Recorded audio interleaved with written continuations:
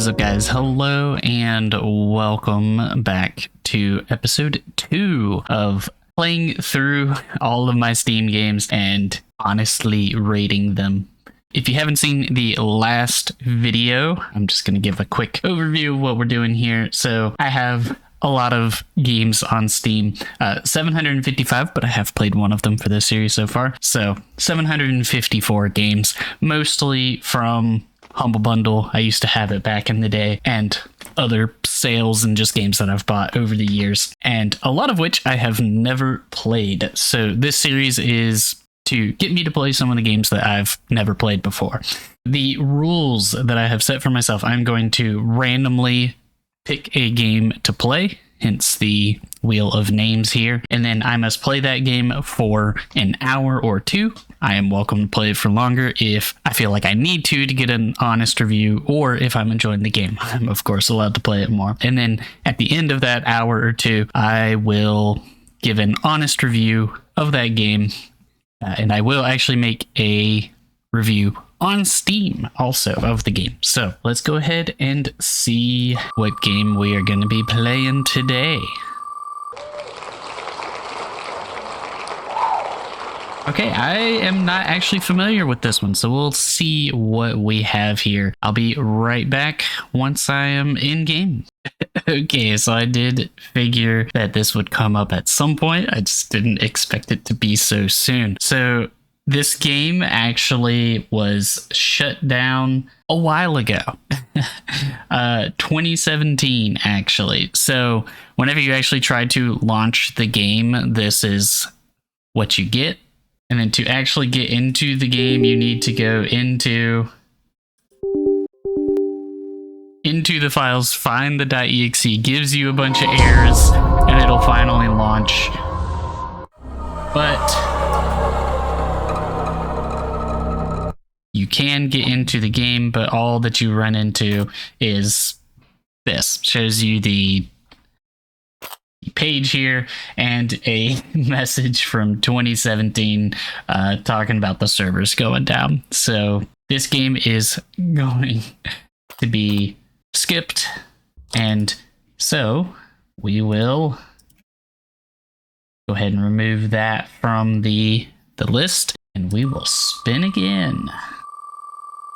So let's see what we're actually going to be playing this time.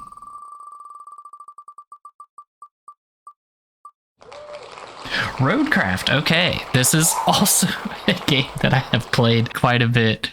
Yeah, I'll see you guys in game, and I know that this one works, so.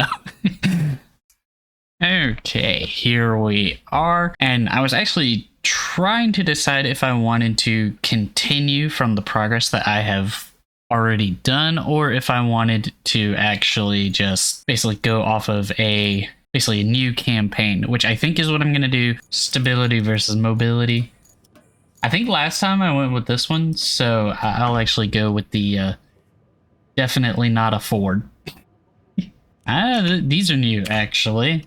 I don't remember there being fuel and stuff whenever. I'm just going to leave everything normal for now. I can adjust them later. And if you're not familiar with this game, it is basically part of the Mud Runner series. So Mud Runner was, of course, just a basically direct successor to Spintires, mainly focused on the off-roading aspect of everything. And then you had SnowRunner, which started to introduce the jobs that you could do, so hauling and like moving things.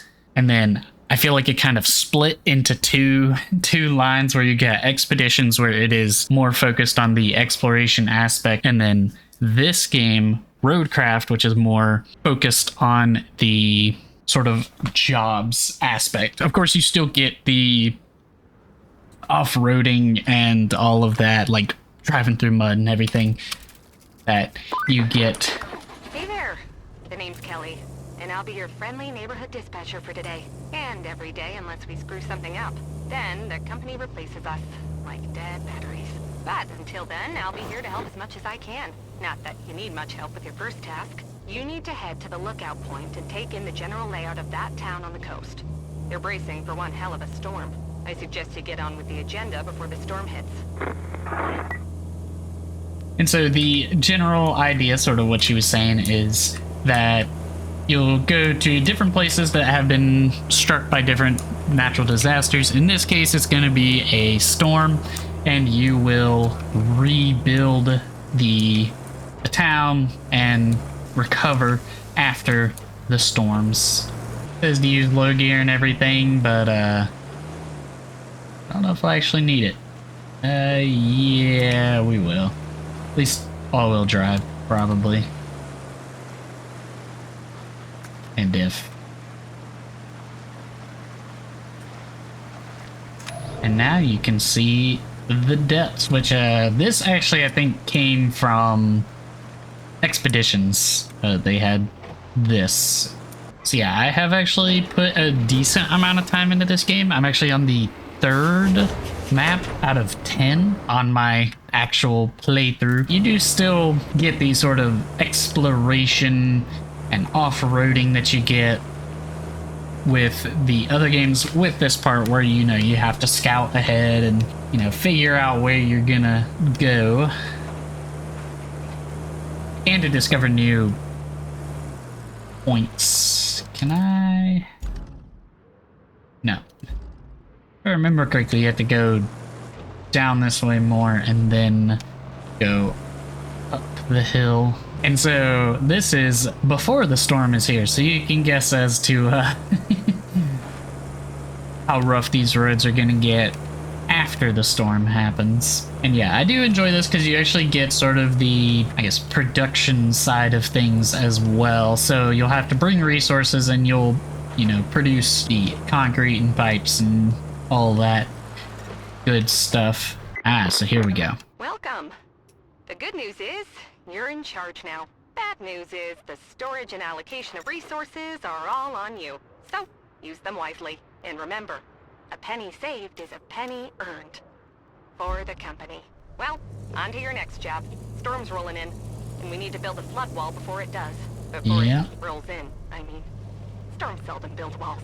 First, we need to plot a route from the base to the phosphate Okay, plant. so now I should be able to do it. The crane parts to make the wall. That's how you unlock it. So yeah, this is another part of it where you basically get AI drivers that will sort of deliver, and you have to plot your route accordingly so that they are actually able to complete the routes that you are setting for them. So in this case, it'll be a pretty simple one. We're just gonna take them down the hill right here. But something you do need to keep in mind is if you see sort of in the top of the little box there, it has the green wheel. That means that they have road tires, I believe, is sort of how that works out. And so you need to plot accordingly. I am actually gonna go move this out of the way just because generator for the phosphate plant. There should be one somewhere close to the abandoned I facility. have a Check feeling. your map. If you can find it, bring it back to the garage inside the abandoned facility. I have a feeling it's going to be in the way a little bit. And so yeah, you can actually spectate these and just watch them normally just to see if they make it. I don't have any doubts that these people will be able to make it through that section. There isn't really anything too crazy through there. Yeah, I have actually played every single one of the Mud Runner / Spin Tires games. Since Spin Tires, I actually got Spin Tires back in the day whenever that came out, and I have had everyone since. So this is a series that I have followed and played quite a bit. And this is another thing. Certain vehicles have specific equipment, I guess. So in this case, you get the object scanner, which I believe that's going to be it right there. Yep. So this is another aspect of this game that I think is interesting. So you might be wondering, how do you get up top there to get that? So I guess you could always grab a crane and do it that way. But as we saw earlier, there are interactive elements, and as that popped up. So what we're going to do is we're gonna drive up there to get it. I was about to say, I don't know why, I forget what this top section's for, but it's because you need to go up here, bump that down. And so you actually get sort of, in a sense, a little bit of like puzzle and platforming going on with this one too. I believe that that right over there is going to be where we need to deliver. So before we actually grab it, I'm going to go ahead and knock this over, just so we'll be good to go. And you just see right there, infrastructure route complete. So that means that basically all of the vehicles that needed to go from up here down to here have made their trip. So you'll see here, it is still operational. Yeah, I see there's a timer on it. So basically once that timer's up, they've all made it. I'll get the reward that it said there. Try and get decently close to this. This generator is going to be in wonderful condition whenever we go to use it. I'm sure that knocking out on its side and dragging it like this is not going to mess it up at all. And stick it into low while we're going through this mud here. Almost. There we go. Have new vehicles. So this is also part of it, as you see. Basically, resource management, storing and moving resources. In this case, we're taking these, moving these concrete slabs actually into storage so that we can actually use them. And I'm sure at some point, if a route does fail, you can basically tweak it without having to fully redo the route, and they'll actually just basically start from where they got stuck, or like the last node before they got stuck. So you don't have to wait for them to like fully get back to where they initially got stuck at. And so I will say early on, one of the best things that you can buy is go ahead and get the, there is a basically cargo truck like this right here that has a crane on it. Just go ahead and get it. It will save you. Need the anchors on this one this time. Just go ahead and get the cargo truck that has the crane on it. You can use that for pretty much everything. Rain's a-coming. Well, it's already here, actually. Okay, so then I can swap over to this one. Strap the cargo. I should track this so I know where I'm going. So it should be that whenever I get down here, I just need to... Yep, just drive into it.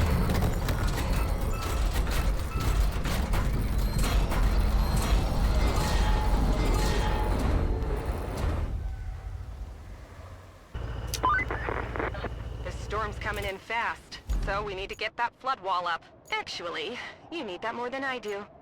I'm safe back at HQ, but the folks in that town aren't. So, good luck. Actually, what I'm gonna do is, before I do that, I'm actually gonna go do that bonus objective or side objective and track that. I'm gonna go connect the warehouse to the forward base. So it is already done, because I think that if I don't do it now, it'll still be an objective basically after the storm. So might as well go ahead and take care of it now. And yeah, this time I remembered to actually set up my game sound, so it's actually recording this time. I don't know how I missed it in the last one, even with, especially with the last one being like, the music in that game is part of what makes Neon Abyss great, was the music. So and so after the storm, you'll actually get into the road crafting mechanics where you're actually making the roads. And so with your lines, they won't be able to follow it directly, just because basically if you make a corner too sharp, they can't actually make the turn necessarily that you put. So like here, you could just go straight over there, but what is actually maybe a little better to do is sort of give them a wide turn getting in. So connect warehouse and forward base. That one is in progress. So let's go ahead and track this one. And to do this, we will need to use the crane. Oh, I think my controller disconnected. Yep. Oh, come on. There we go. Controller decided to disconnect at a not great time. And this is another thing that I think is cool that this game does that you didn't necessarily get, is that you actually do get to use big machinery in this game.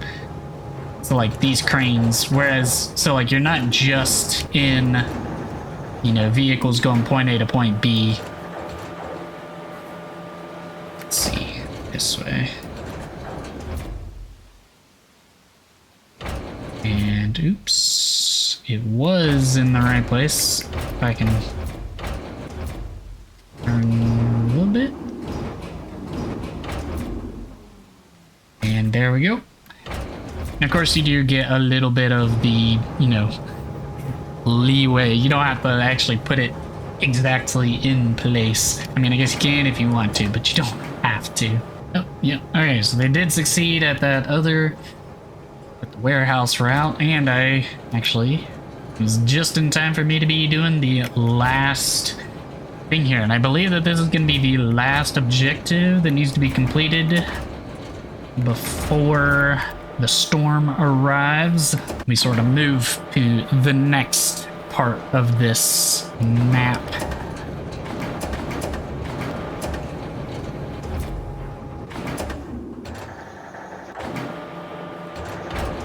And there we go. So no objectives, all goals completed. She should, yeah, there we go. Jeez Louise, that was a close one. I was worried you weren't gonna pull it off. If you keep this up, I might start getting optimistic. At least for the company's stocks. They've been crashing lately, but you might have just turned the tide. Now, doesn't that make you feel good? Well, savor it for all it's worth. Talk to you later.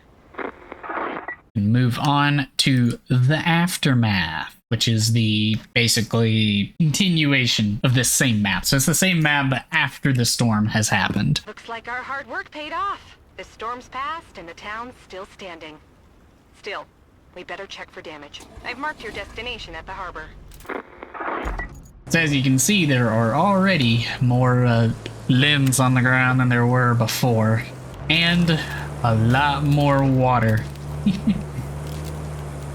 Even more so than there was before.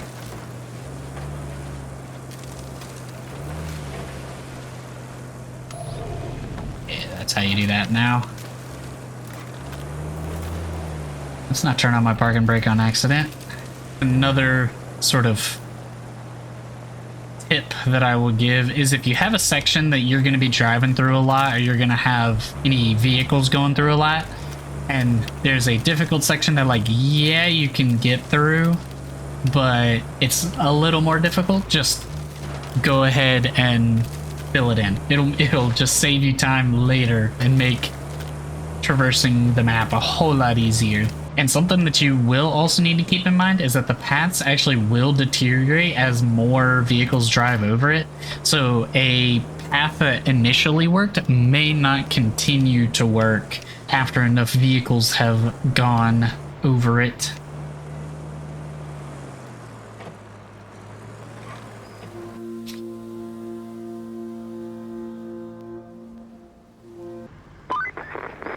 You might have noticed we've deployed some additional support. Supplies, vehicles, that kind of thing. But you'll need to jump in the crane and move all those containers out of the way first. And then you'll need to check the road from the harbor base to the transit point and clear out any hazards. Once that's done, you can plot a route for our vehicles. Okay. once again, use some of the big equipment.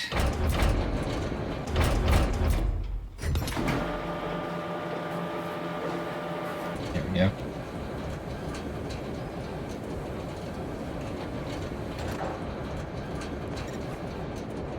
Yep, that was the...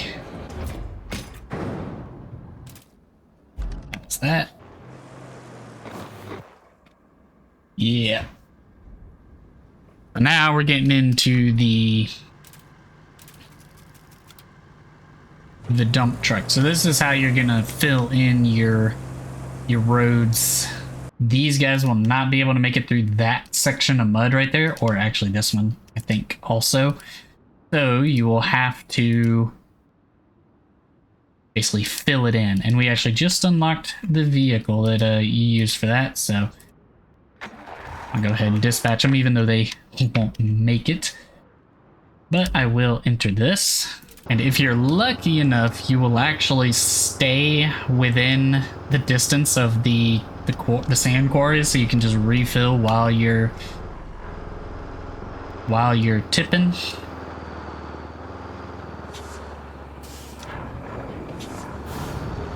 So you want to get it to where it's basically just starting to pour out, and then drive forward. And this is the one that we need. It's not the quickest thing, so it'll take us a second to get over there. So you probably saw me use the mode earlier whenever I was pushing that stuff out of the way. There's the sand flattening. Now you can also do it manually, but for the most part, the sand flattening actually works perfectly fine. Sort of as you drive over it, it will smooth it out, make it a lot more bearable to drive across. Let's swap over to this one, and I'm actually going to go ahead and just fully cover this area. Like I said, if you have any areas like this, just going ahead and getting them taken care of will help you in the long run. Now we have a much better driving spot there. Here we go. Now we got us another thing. And as I was mentioning earlier, if we go to the infrastructure over here, you can see where it failed. If you actually dispatch the vehicles, they will start basically from the point that they failed at. I think it was just because they spawned in the mud, basically, so they didn't have momentum to get through it. Otherwise, they are making it through. That sort of covers the most of it.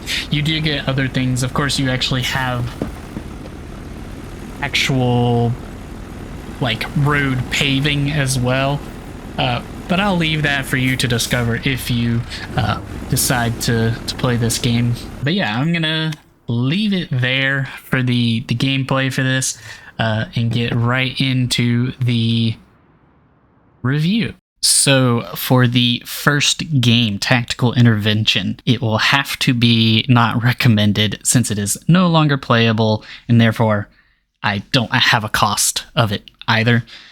From the reviews and community posts I saw whenever I was looking into it, it looks like the game would have been fun, but sadly, due to the server costs, that led to the game's demise. The second game, Roadcraft, I would definitely recommend. I had a little over 30 hours in this game going into this, and will definitely be putting more into it as time goes forward. So, as I mentioned before, I have been playing the Spin Tires and Mud Runners series since the original Spin Tires. I talked about it earlier, how it seems like Saber Interactive has taken SnowRunner and sort of split the game into Expeditions and Roadcraft, with Roadcraft being more focused on the work or industry side of the game. This game probably isn't for everyone, but if you enjoy the construction and world building as well as the driving that you get, then you'll probably enjoy this game. And in this game, you can make your own world and make the world your own. You can pave your own path,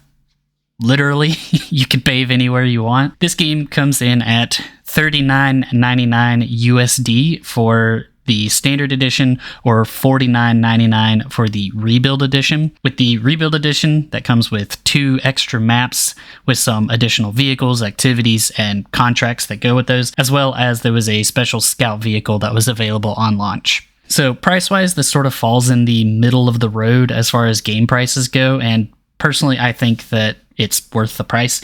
If you do ever see this game on sale, I would definitely recommend grabbing it if you enjoy this kind of game. Now, on to the positives. First and foremost, the graphics in this game are great. The game looks great, and the physics engine that they use means that everything is physicalized. And of course, that includes the mud physics that we've come to know from MudRunner and SnowRunner. I do enjoy the storyline aspect that you get to go through, so you actually see the map becoming more recovered as you go. Each map has its own disaster having happened that you need to help recover from. So as you complete the missions, you actually see the community and like the map actually recovering from the disaster that happened. The variety in vehicles and abilities is also great. So there's no shortage of upgrades that you can make to the next vehicle up, or jobs that you can discover using a new vehicle for a different job. And I really only have 2 downsides for this game, and it appears that at least the first one is the most common negative that people have.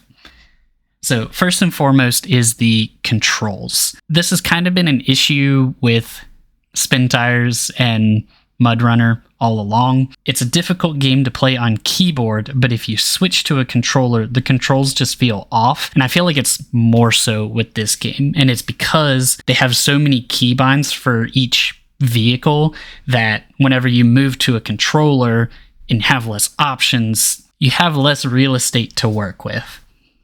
So sometimes you'll find yourself working through the controls to try and find the right one. And I have not personally played on a wheel, so I can't speak to how wheel controls work for this game. And then the second thing is the camera.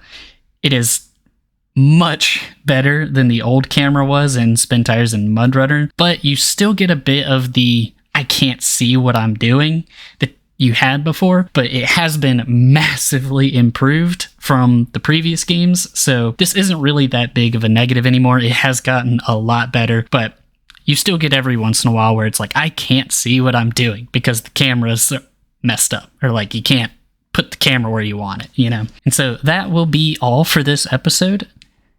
So I'm going to have to not recommend Tactical Intervention just because you can't play it. And I will be recommending Roadcraft. I really was not expecting to run into a non-playable game this early on. I was expecting it to happen. I just didn't think it would be this quickly. And as with last time, if there are any changes that you think I should make to the format of this series, let me know in the comments. Hopefully you all enjoyed. If you did, be sure to hit that like and subscribe button, and I will see you guys next time. Bye-bye.